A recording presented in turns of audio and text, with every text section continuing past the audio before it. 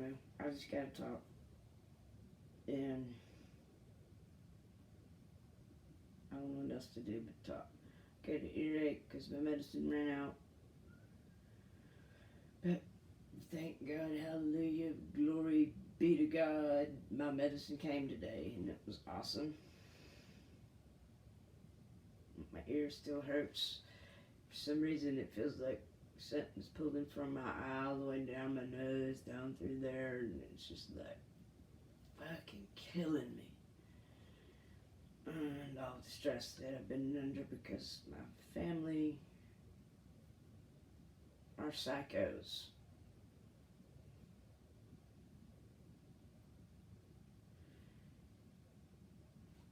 Last night,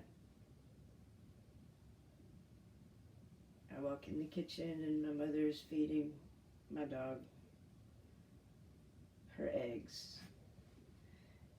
And we've had so many knockdown dragouts over don't feed the dog anything extra, not even eggs.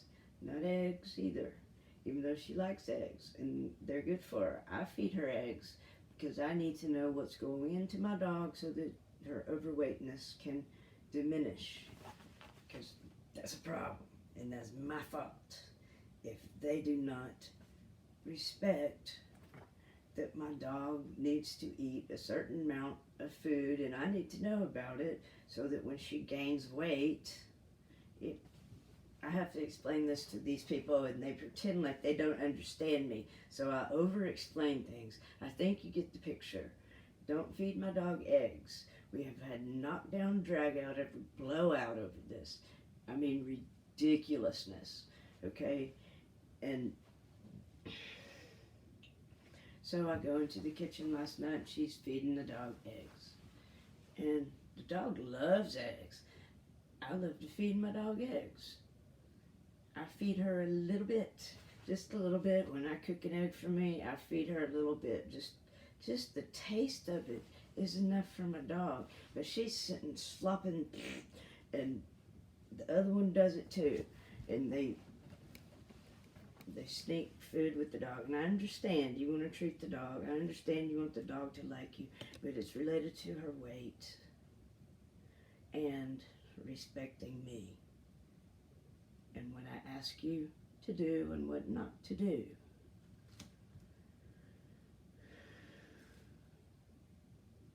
So she's feeding the dog the eggs. I happen to have my camera in my hand, and I have said I am going to film every interaction with you from now on because I can't trust you to tell the truth.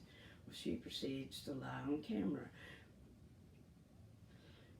I asked you, do you remember? And buddy, my heart was beating out of my chest. The adrenaline dump was rushing through my veins. I was very upset because we've had knockdown after drag out after blowout over this. And she doesn't remember, but she turned around and saw the camera and proceeded to smile, and she turned back around. She proceeded to give Gypsy another egg, another half an egg, right in front of me, and she knew what she's doing. She's doing it on purpose because she's poking and prodding at me at this point. And I kept my cool, and I kept the camera on, and I said, do you remember me asking you not to feed Gypsy any more eggs? No. I thought you told me they were good for her. And that's beside the point, right? That's completely beside the point, which is a deflection. And it makes you crazy. But I said, well, that's not what I told you. I thought it was. And I don't remember from there. I uploaded the video. I put it to private because you can't separate her from the video. And I want to at least protect part of it. But I've got to talk. I can't take it anymore. If I keep it inside. And so I said, that's not what I told you. She said, oh, I thought it was or something. And I said, really? And she said, yeah. And I pressed her. I said, are you done? Are you done feeding her eggs? She said, yes, I'm done. And I'm done feeding myself too. And I was like, alright, that's the point. When you start to think these people are fucking stupid, they're not stupid, they know exactly what the fuck they're doing. And it's this tone that would just drive you, grate your last nerve. And a lot of people won't get it. They won't get it because it's not crazy making to them. But this language is programmed for me as her daughter, knowing that she has disrespected every boundary in my life. And she continues to do this shit right in front of me on camera, denying that she ever remembers that we've had blowout after knockdown, drag out over this situation. Specifically about the eggs. Specifically, don't feed her any more eggs. And she did it on camera. She denied it. And when I said, are you done feeding her eggs? Yes, I'm done feeding her eggs. I'm done feeding myself. Are you done always feeding her eggs? And I don't remember what she said. I don't remember. But I told her that I've heard that before. And she said, what? And I said, I've heard that before. Because obviously I've heard that before. Because here we are again. And she said, no, you haven't. And turned around. I'm just like, yeah, I have. And it's on camera. I don't know what to do with it because you can't just put people on the internet and say, this is what they do to me. And I'm not sure you're supposed to bitch about people on the internet, but I can't help it. I cannot help it at this point. It's unload or bust.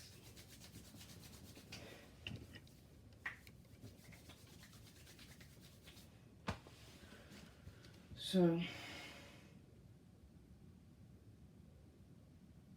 and the other one usually plays golf on Tuesday, but I don't know if they did or not, but they spent part of the day out working in the yard, and they haven't taken a shower yet. And they don't care. They sit like a big stinking asshole in the middle of the living room in the brand new chair that their mama bought for them, with the greasiest hair, the longest Rip Van Winkle beard you've ever seen, with the biggest, fattest, bloated belly, and the fartiest ass you've ever seen, with the big, fat feet, and Copenhagen spit cups this tall everywhere. And his phone goes off constantly. He never answers it. It just goes diddle-diddle-diddle-dee, diddle-diddle-diddle-dee. And the other night, you know what they did after the silent treatment? The night before, she smirked at me in the morning. That night, I went to bed about 8 because I don't feel good. I haven't felt good. My medicine ran out, and I don't feel good. And I don't feel good usually. And I felt really bad when my medicine started running out. So,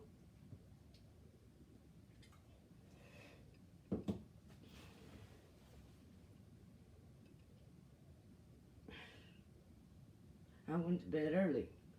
I kind of snoozed off. Well, they were watching golf. It was fucking midnight. But it started about 10 because I dozed off around 8 or 9. And I woke up to very loud conversation. A lot of talking about golf, which there's only one golf enthusiast in the family, and it ain't her, who was laying on the couch at midnight, 1 o'clock, talking very loud to where I couldn't sleep. And I didn't feel good. I don't know if they knew that, but they knew that they were talking loud. They knew it was pissing me off, and I had to get up, come in here, and just deal with being tired. And I stayed up all night because that's what happens when I get past the point of exhaustion. You just go being wired. You're just wired but tired. You're tired but wired. It's part of having Addison's or adrenal insufficiency. And who the fuck knows what's wrong with me, because they won't tell me. They won't help me. And you start thinking, what the actual fuck? What the actual fuck is going on in my life?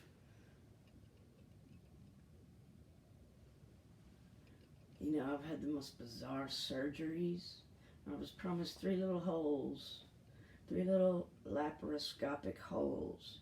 And I wake up cut up with like a baby catfish with no pain medicine on board. Just cut open, sliced open and dug around in, jerked organs out, and then sewed up. And wake up with them pulling the tubes out of your nose and you're vomiting and you're saying, put a pillow over my stomach for fuck's sake. And the nurse finally goes like that when you go, the most graceful vomit you. Why are you talking about this? No, I'm not ranting. I'm ranting.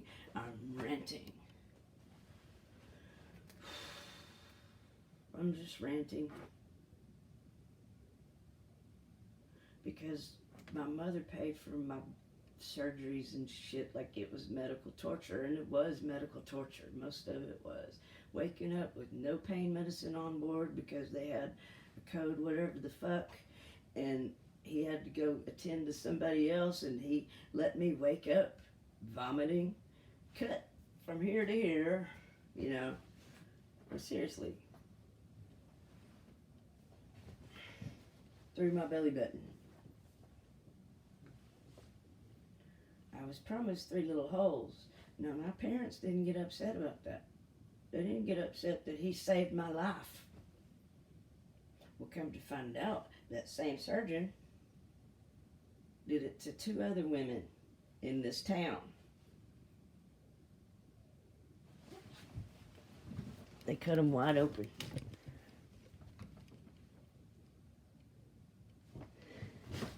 And it didn't heal shit. Still full of pain, still having stomach cramps and sweats and horrible shit.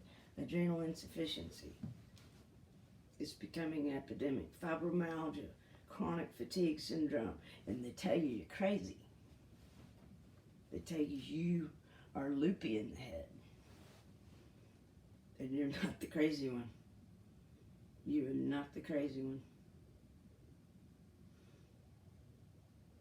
And God help them. God help them when God judges them. You see, the other night, I even told them at the table, I said, I am not your judge. I am not your judge. There is a judge.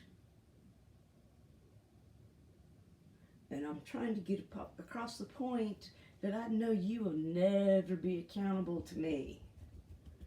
But there is someone who you will be accountable to. And that's who you're fighting now.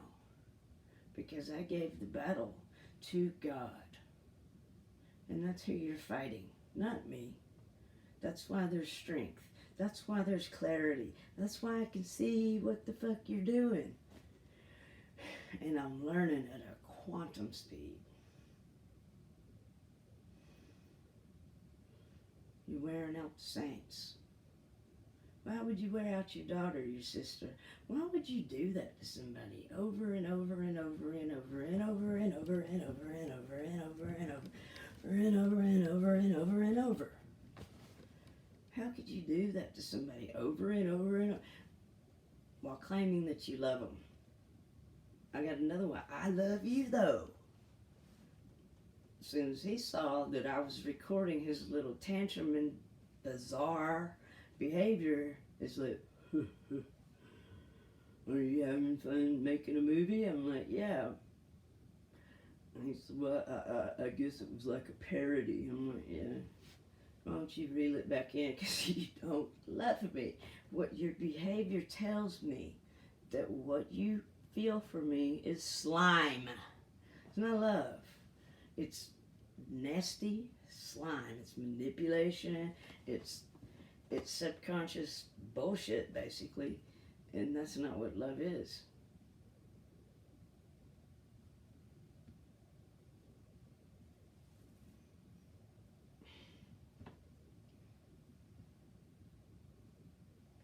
No, Mel, they don't think you're crazy.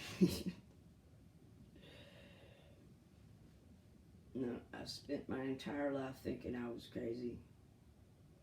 Thinking that I was bad, unworthy, completely unworthy, completely no good, not as good. I worship them. I worship my family. I worship my brothers. My parents made sure that I did. They set it up that way. Am I blaming them, brother? I'm putting stuff squarely where it belongs. Is that blaming somebody? I'm not walking around as a victim. I'm working very fucking hard on myself because I know I am the only one who I can change. I am the only one I can change. I can't do nothing to them. I can't help them. I can't even help them anymore. I'm to the point where I can't help them. They don't want to change. They don't.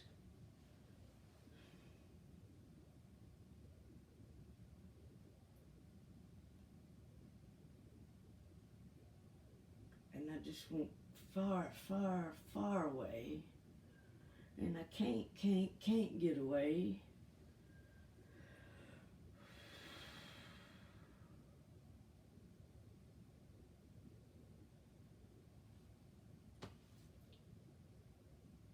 But I'm working on it. I'm working real hard. And the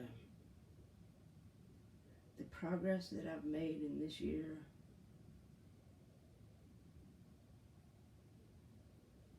I couldn't even, when I walked down the alley, I had to put my hands on both sides of the brick wall. My balance was so bad.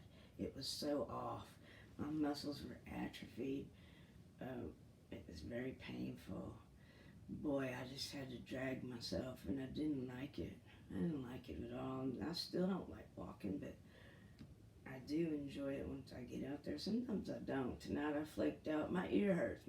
I feel like I have a wad of, I don't know, cotton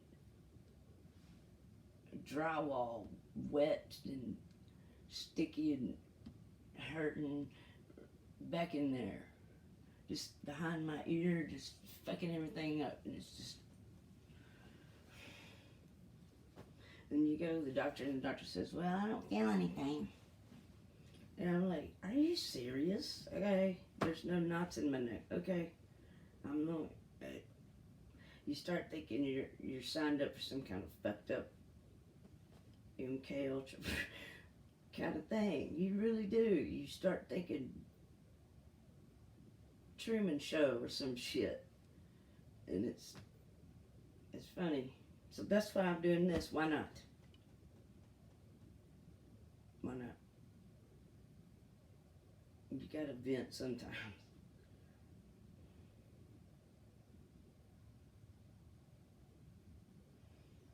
I got a busted nose. Gypsy helped me bust my nose. I was carrying too many things and trying to take her out when she was a little bitty puppy. And I did not realize how powerful that little baby was. And she pulled me over and I busted the hell out of my nose. I hit the patio with no hands. 0 hands. I just hit my face. And I called everybody I could think of and nobody would answer, and so I had to put my little dog in the cage and drive myself to the ER where I met another doctor who hates me, and he's the one who sewed this up so pretty. He didn't even give me anything for pain. He just And he was mad at me for driving myself over there. What the hell else could I do?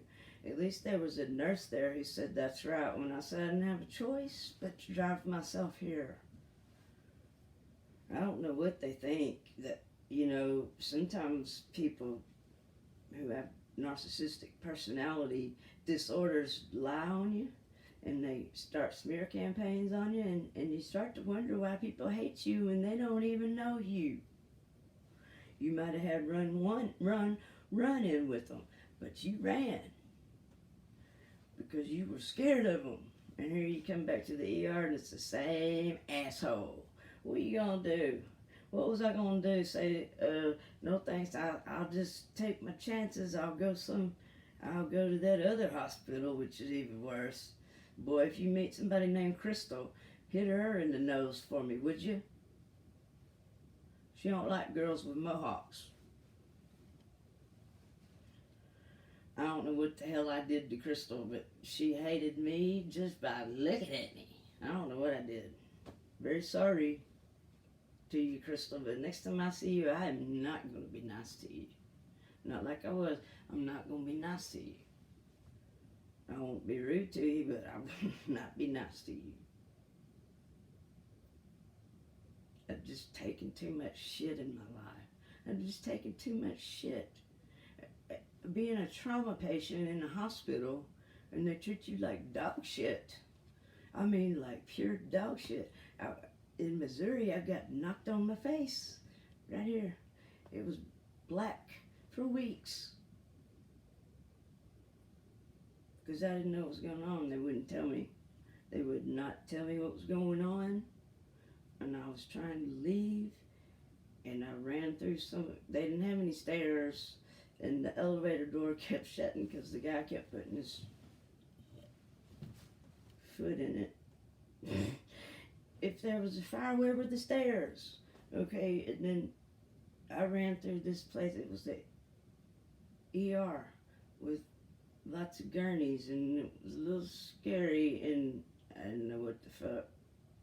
But I ran through there. I was looking for the stairs to get the hell out of there because nobody was talking to me, and it was creepy and scary. They wouldn't let me talk to nobody. So here comes this little security guard. And this is in Springfield, Missouri. And I was exhausted from running to the ER, whatever the hell that was. Okay, it was weird looking. And the place was deserted, okay, except for the ER. And so I was exhausted. I got me a Coke. Because I was thirsty and there weren't any water fountains either. So here comes the security guard and he's like, well, what's going on here? And I said, no, I need to talk to someone in authority. And he said, well, I'm an authority. And I was pissed off. And I shouldn't have said this. But I said, no, you're just a fucking cop. And I went like this. And he took that opportunity to slam my head into the floor. And of course, I didn't have any hands that time either. It was just like, wham! And it could have killed me. The reason why I said, no, you're just a fucking cop, is because I felt like I was just a fucking cop. That's wasn't what I meant. What I meant, and this may be the problem with me sometimes, I don't communicate real well. That's called Asperger's, maybe. No, you're just a fucking cop meant, dude, you're just a cop. I know what you are. You're a glorified jailer. And I did that job for 3 months, okay? Now, I made 100 on the jail school test. And I was shamed for it. People hated me for it. Even Captain Challenger hated me for it. He looked at me like, I was like, what? And he wrote 100 on there, and I was like, and he had his wife out as eyes on everybody. And he looked at her and she was like, didn't look up once. Didn't look up once. Had that head on that paper, was just steady doing it. And she knew. And I walked out on a cloud, and then I found out other people failed it. And I was like, wow. I mean, they made like a D and a C. I mean, and I made 100. Okay, so I didn't really study for the state test. I felt bad, and that's the codependent in me. I felt bad. I felt guilty that I made 100. It meant a lot to me to make 100 on the test. They were paying $200 per jailer they hired, right? I made an 89 on the state test. It was hard, and I did not study because I felt guilty for making 100. Because everybody made a C, or they failed, for fuck's sake. And I couldn't do that job. Anyway, but my friends were cops. I've considered myself a cop. So I said, no, you're just a cop. I needed to talk to a doctor, an administrator, a nurse, somebody to tell me what now was going on in Springfield, Missouri, in this hospital. I was a trauma patient. I was a suicide, okay? And so he decides to knock me on my head. And you know what? If you've never been knocked on your head by a cop, you don't know how you're going to react. You know what I did? I fought him. I fought them two security guards like a fiery red dragon. I don't know. I fought and fought. They kept trying to handcuff me. I kept putting them underneath me, pulling them underneath me, pulling them underneath me. Finally, I got too tired and they handcuffed me. And they dragged me as far as they could get my shoulders behind me. And Betty, when you have fibromyalgia, that fucking hurts. It hurts when you're older anyway. That shit hurts. And so I tripped them every fucking step. I rode my legs in front of their interior legs and rode back and tripped them. And that one cop who first said, I'm an authority, I can help, threw me into bed. The nurses threw the restraints on, and I'm like, wow. And he got in my face and was like, and I was like, and then I was just like, okay, asshole, you won. And I went inward, and then I was like, I need to call my mama. And my mama came to my rescue. God bless her for that. And she reminds me of this every time. We came to your rescue. Remember when we came to your rescue? And everything's supposed to be okay because she came to my rescue that one time. And I'm glad she came to my rescue, but I was doing okay. I got over that part. And that part was basically because I said the F word and hurt this cop's ego. He didn't understand my intention. I was trying to say, I wanted you. I need somebody who's going to tell me what my treatment's going to be, and can I leave, because I'd rather just go home. But anyway,